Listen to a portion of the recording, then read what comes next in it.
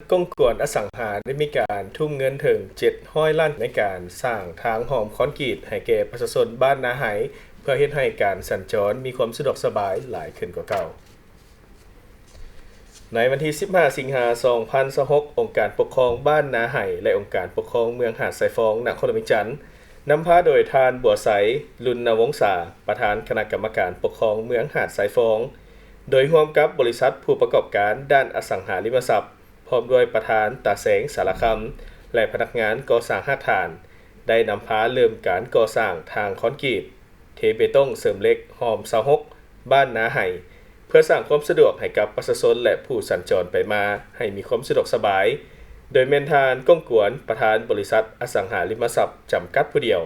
ซึ่งเป็นผู้ให้ทุนหลักในการลงมือก่อสร้างเส้นทางหอมดังกล่าว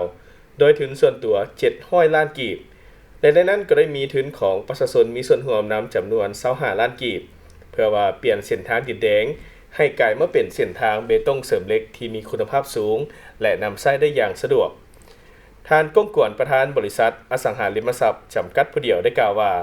ตนเองถือว่าเป็นบุคคลหนึ่งที่มีแนวความคิดมุ่งมั่นต่อการพัฒนาโดยควบคู่กับการปฏิบัติตัวจริงและได้ให้ความสำคัญอันเป็นประโยชน์ในการประกอบส่วนสร้างโครงสร้างพื้นฐานการคมนาคมไปมาอยู่พื้นฐานอย่างสะดวกสบายให้กับประชาชนและจุดประสงค์การสร้างทางหอมเบตงเสริมเหล็กดังกล่าวนี้ก็เพื่อเป็นการสุกยู่ส่งเสริมนำพาประชาชนให้ประกอบส่วนและเข้าร่วมในกระบวนการสร้างสาพัฒนาบ้านเมืองของตนให้ไปสู่การพัฒนาแบบใหม่และมีความน่าอยู่หลายขึ้นสำหรับเส้นทางหอมดังกล่าวเป็นเส้นทางเทด้วยเบตงเสริมเหล็กมีความยาวทั้งหมด290 เมตรความกว้าง6 เมตรและความหนา20 ซนซึ่งในเมื่อก่อนเส้นทางดังกล่าวเป็นเส้นทางดินแดงมีขุมมีบวกมีลุบมีโนนและเฮ็ดให้การเที่ยวไปมาของประชาชนมีความลำบากโดยเฉพาะแม้ในระยะฤดูฝน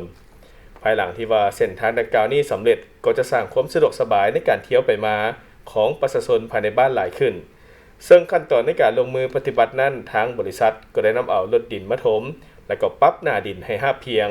พร้อมทางได้จัดซื้อวัสดุอุปกรณ์ที่ว่าประกอบส่วนเข้าในเวียกงานการก่อสร้างที่มีคุณภาพและได้รับมาตรฐานเพื่อเฮ็ดให้การนำใช้เส้นทางดังกล่าวมีความยาวนานและมีการรักษาที่ถูกต้ององค์การปกครองบ้านนาไหได้มีการบอกเตือนให้ฮู้อีกว่าภายในบ้านแม่นมีเส้นทางหอมที่ว่าเป็นดินแดงทั้งหมดนี่47 เส้นและปัจจุบันได้มีการยกระดับเป็นเส้นทางเบตงแล้ว3 เส้นในนั้นมีทางหอม2 เส้นและก็เส้นทางลักเข้าหาบ้าน1 เส้นซึ่งปัจจุบันแม้ได้สำเร็จการเทเบตงแล้ว1 กิโลเมตรสำหรับบริษัทก้องกวนดังกล่าวก็ได้เป็นส่วนหนึ่งที่ว่าพัฒนาพื้นฐานของรางต่างๆให้กับบ้านและก็ยังมอบความช่วยเหลือต่างๆให้กับสังคมมาโดยตลอดโดยเฉพาะแม่นผู้ที่ว่าขาดเคินผู้เฒ่าเปียพอยที่ว่าขาดผู้ดูแลเบิ่งแยงทางก้องกวนก็ได้มีการช่วยเหลืออีกด้วยท่านผู้ชม